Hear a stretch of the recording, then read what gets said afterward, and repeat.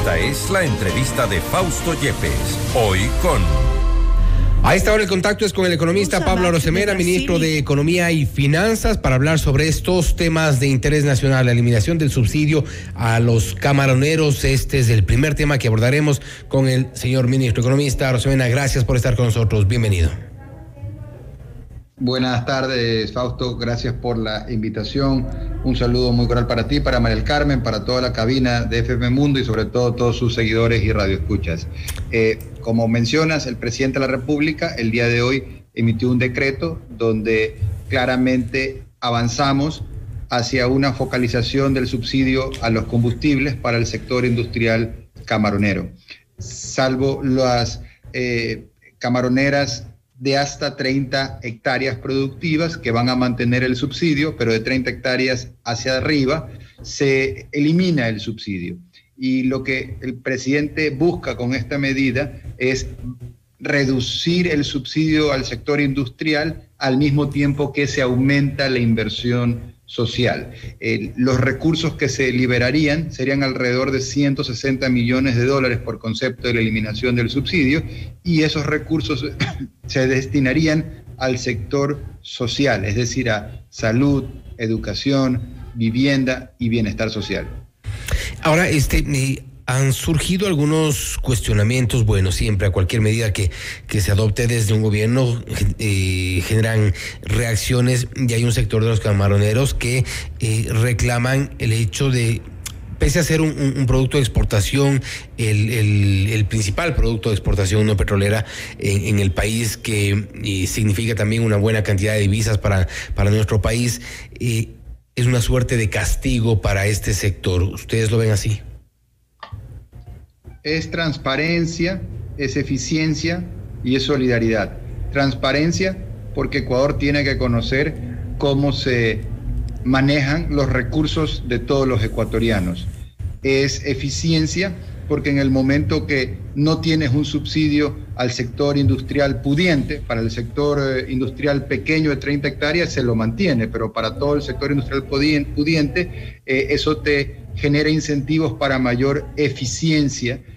Tiene que ver eso con la electrificación del sector industrial camaronero, lo cual contribuye no solamente a esa eficiencia que estamos hablando, sino también a la responsabilidad ambiental, porque reducen la huella de carbono al pasar de consumir combustibles fósiles a energías limpias. Y además, decíamos solidaridad, porque los recursos, y esto es algo que el presidente lo ha dicho hoy muy claro, es un tema ético. Los recursos de los ecuatorianos tienen que ser para apoyar a los sectores más vulnerables, no a los sectores más pudientes. Entonces, mal se haría si se mantiene un subsidio para un sector pudiente cuando hay al día de hoy tantas necesidades que son evidentes.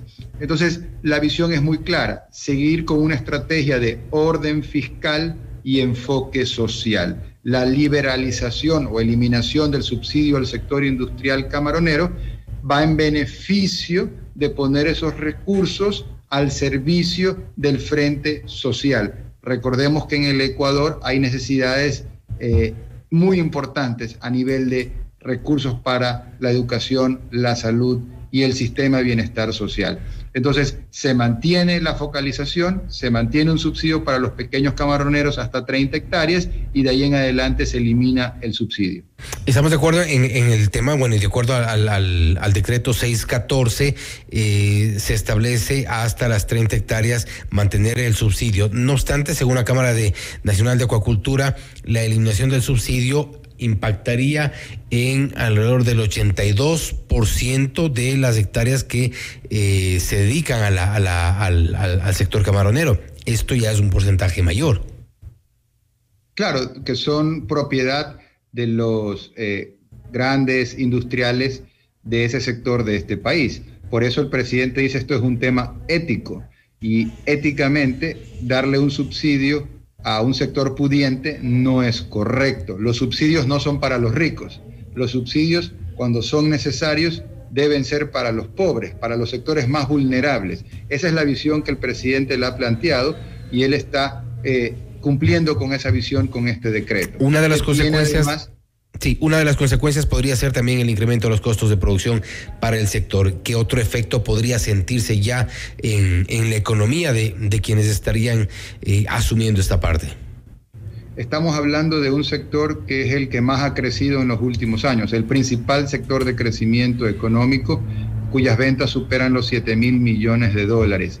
Además, este gobierno, siempre pensando en cómo fortalecer a todos los sectores productivos, sigue trabajando con la agenda de abrir mercados. Recordemos que hay mercados que han estado cerrados para el Ecuador desde el punto de vista arancelario, abiertos pero con aranceles altos durante décadas. Y estamos a pocas semanas de que el gobierno cierre con éxito un TLC, un Tratado de Libre Comercio con China, uno de los mercados más interesantes justamente para el camarón, donde el arancel es alrededor del 5%. Entonces, abrir mercados como TLC con China, con Canadá, con Corea del Sur, implica más mercado, donde aumentan las ventas, donde aumenta la rentabilidad del sector, y eso beneficia a toda la cadena productiva, y eso es positivo, y estamos trabajando justamente para eso. Entonces, abrir mercados sí, dar subsidios no.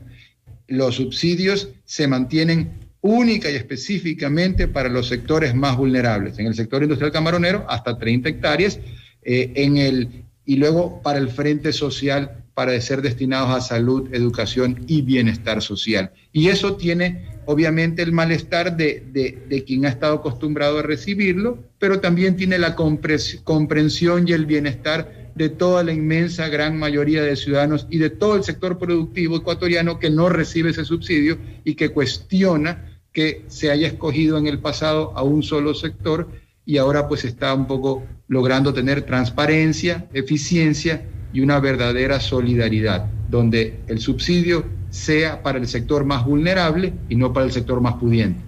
Resta también que se expida la normativa para implementar la modalidad de la llamada cuantía doméstica. Si podemos un poco explicar en qué consiste la llamada cuantía doméstica, y son, si no me equivoco, son 90 días que tienen tanto el Ministerio como la Agencia de Regulación.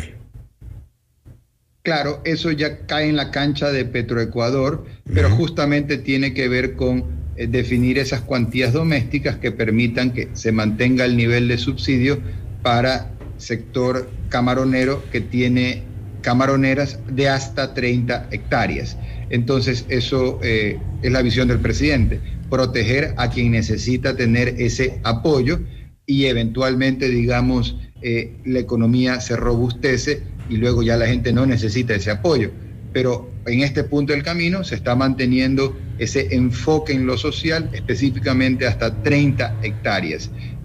Dependiendo de los niveles de productividad, 30 hectáreas puede pasar de un nivel de ventas anuales de $400,000 hasta más de $1 millón, solamente como para tenerlo como una referencia. Va a depender obviamente de varios factores, pero independientemente de eso, esto es un tema de principios, como lo ha dicho el presidente, donde lo que se quiere es priorizar lo social por un lado, y por otro lado seguir apoyando al sector empresarial, en este caso no con subsidios, sino con apertura de mercados. Esa es la visión de principios de libertad que tiene el presidente y que es necesaria para poder seguir desarrollando la economía nacional. Economía que en el ámbito nacional, dicho sea de paso, este año va a superar los $200,000 millones en ventas, aún ajustado por inflación, supera los niveles de ventas de cualquiera de los últimos años comparables. Además, la economía se divide en 20 sectores: comercio, industria, turismo, agricultura, construcción, etcétera, y de los 20, 19 sectores están creciendo, lo cual es un buen síntoma, no solamente que las ventas están en niveles importantes, son ventas reportadas al SRI, sino que además tenemos la segunda inflación más baja de Latinoamérica, y para el próximo año el FMI proyecta que Ecuador va a tener la inflación más baja de toda Latinoamérica. Esto es relevante porque actualmente el principal problema económico del mundo es la inflación, y Ecuador ese problema no lo tiene. También hay que mencionar los problemas, así como los que tenemos, los problemas que no tenemos, y eso nos permite tener una línea base para sobre eso construir y seguir desarrollando la economía nacional. Por eso hemos inyectado este año más de $1.800 millones a la base de la pirámide productiva desde la banca pública. En este punto, ministro, sí es importante también tener en cuenta otros sectores, otras áreas donde habrá seguramente un impacto. Y ahí nos metemos en otro de los temas que queríamos abordar, y es la derogatoria de la reforma tributaria. Una resolución que fue una aprobación que se hizo en la Asamblea Nacional y de alguna forma entra en este tira y afloja entre el legislativo y el ejecutivo. No obstante, ya ha anunciado el presidente de la República el veto total a esta derogatoria. Las cosas volverían a estar como antes, pero hay problemas para poder ejecutar esta reforma tributaria. Esperan de la Corte Constitucional, ahora viene la Asamblea Nacional y ahí se enfrentan algunos problemas. Para que la gente que nos escucha tenga todo el contexto, la Asamblea Nacional todos los días, como es de conocimiento público, exige que se gaste más. Hace un par de días, semanas que he estado yendo a la Asamblea con frecuencia, ¿qué es lo que piden? Que gastemos más en todos los rubros. Sin embargo, la misma Asamblea que te dice que gastes más, ahora la Asamblea también te dice que te quita las fuentes de ingresos. Entonces, eso rompe un criterio constitucional. La Constitución es muy clara, la sostenibilidad de las finanzas públicas. A cualquier genio que se le ocurra inventarse un gasto, tiene que hacerlo acompañado de una fuente de financiamiento. Entonces es demagógico pretender aumentar gastos y quitarte las fuentes de financiamiento. Eso te lleva a un estrangulamiento. Y eso es lo que no se puede permitir, y por eso el presidente vetará. Será un veto integral, un veto por inconstitucionalidad, y donde se evidenciarán todas las inconveniencias de esta contradicción, de una suerte de esquizofrenia en la Asamblea, donde por un lado te dice gaste más, pero por otro lado te dice le quito los ingresos. Es algo ridículo, pero es lo que está sucediendo, y obviamente eso tiene una afectación no para el gobierno, sino para la ciudadanía. Si todos los recursos del gobierno son invertidos en la ciudadanía, son los recursos de los ciudadanos que regresan a los ciudadanos, y al momento de hacer esta maniobra de decir aumente gastos pero le quito los ingresos, se estrangula a la ciudadanía, y eso no se lo podemos permitir, y por eso la vía democrática es utilizar el veto total, como lo hará la Presidencia de la República. Debo decir también que la proforma del próximo año proyecta más inversión social. Nosotros bajamos poco a poco el déficit fiscal de 3.700 millones a 2.600 millones, que es la diferencia entre ingresos y gastos, producto de la despilfarra de más de una década que nos dejó un tren de despilfarra que lo hemos ido frenando a raya. Entonces vamos bajando el déficit fiscal, pero al mismo tiempo vamos aumentando la inversión social. Para el próximo año más de 15.000 millones de dólares, los recursos que se destinan a salud, educación, trabajo, vivienda, bienestar social. El Frente de Seguridad, estamos incrementando el presupuesto sectorial de seguridad a 3.300 millones, son más de 185 millones de dólares adicionales a este año. Pensemos que el próximo año se incorporan 10.000 nuevos policías como servidores de la Policía Nacional, más de 1.200 nuevos agentes penitenciarios, 1.200 agentes de la Comisión de Tránsito. Entonces, son recursos donde se prioriza lo social, se prioriza la seguridad, pero claro, tenemos que lidiar con una asamblea que te dice, aumenta el gasto, pero le quito los ingresos. Una vez que se vete totalmente esta derogatoria a la reforma tributaria, si se mantienen las cosas como están, ¿la proyección de recaudación se mantiene al alza? Mira, la visión de nosotros para el próximo año es una estrategia de aumentar la recaudación tributaria sin necesidad de subir impuestos. Eso solamente es posible cuando hacemos crecer la economía. Un ejemplo concreto, este mismo año, de enero a octubre de este año, el impuesto a la salida de divisas, que está al 4%, nos ha permitido recaudar más que el año pasado, de enero a octubre, que el impuesto estaba al 5%. 5%. ¿Cómo es eso posible? Porque las ventas crecen. Porque si las ventas caen y tú bajas el impuesto, vas a recaudar menos, no vas a recaudar más. Entonces, esa estrategia de aumentar la recaudación sin necesidad de subir impuestos, producto de una mayor dinamización de las ventas, es parte medular de menos evasión, estrategia de reactivación de la microeconomía. Menos evasión. Aumentar la formalidad, porque todo el mundo coincide que hay dos Ecuadores, el Ecuador formal, que más bien es chiquito, y el Ecuador inmenso, que es bastante informal. Entonces, ampliar la formalidad es algo que beneficia a todos los ecuatorianos. Y hacia allá está nuestra mirada, tener una economía ordenada, orden fiscal, enfoque social y reactivación de la microeconomía nacional. Ministro, y con esto cierro, el incremento del salario básico unificado desde enero del 2023 supone, parece ser según los empresarios, un golpe también a la economía empresarial principalmente, porque al no haber un acuerdo, los acuerdos generalmente se caen al final del año entre trabajadores y empleadores. Esta vez ha habido la decisión de subir estos $25. ¿Habrá un impacto en el sector empresarial?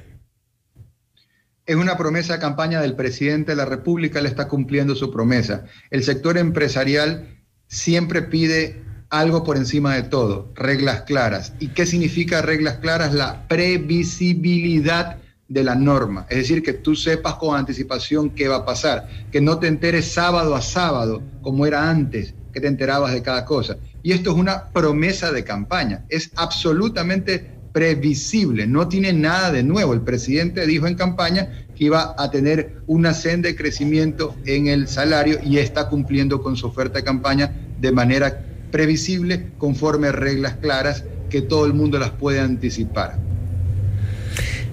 Perfecto, ministro. Bueno, estaremos igual pendientes un poco de los efectos. No quiero cerrar la entrevista sin una reacción suya sobre lo que han dicho ya desde las organizaciones sociales, concretamente desde las organizaciones indígenas, respecto de la condonación de deudas de hasta $10,000. Hoy en Notimundo al Día, Vilma Salgado, una de las asesoras de la FENOCIN, hablaba sobre que el Estado tiene varias fuentes de donde recuperar los recursos, es decir, resta credibilidad al hecho de que no existan recursos para asumir esa condonación de hasta $10,000 en las deudas en la banca pública. ¿El Estado tiene recursos? No hay recursos para asumir algo que sería peculado bancario. Si tú sabes que una medida va a dañar el patrimonio de la banca pública en $190 millones, eso se llama peculado bancario. Pero el peculado sería si es que son $3 o $10,000. Entonces no condonamos nada. No, porque hasta $3,000 no tienes afectación patrimonial, pero por encima de ese valor tienes una afectación patrimonial.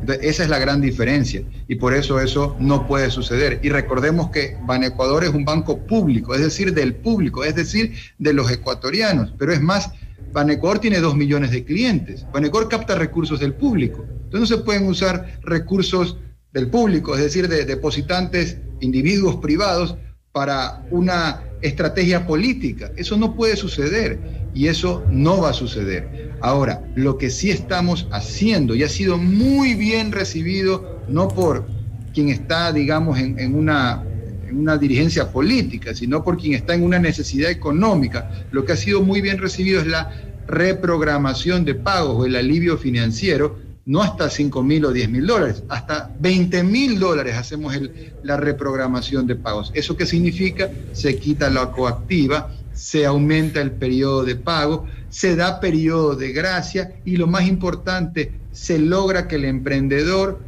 tenga un historial crediticio positivo y pueda seguir estando en la economía formal. Por eso hemos dicho que condonar deudas es condenar al emprendedor a nunca más poder volver a emprender formalmente. Entonces lo que estamos haciendo es lo correcto. Y además, debo decir que desde Banecuador hemos entregado, desde que Guillermo Lasso es presidente, más de $120 millones a 50,000 emprendedores a lo largo y ancho del Ecuador, y esos créditos productivos al 1% de interés hasta 30 años plazo tienen una tasa de morosidad de menos del 1%, menos del 1%. Entonces una cartera muy bien colocada que está yendo a la base de la pirámide productiva y que nos está permitiendo reactivar la microeconomía.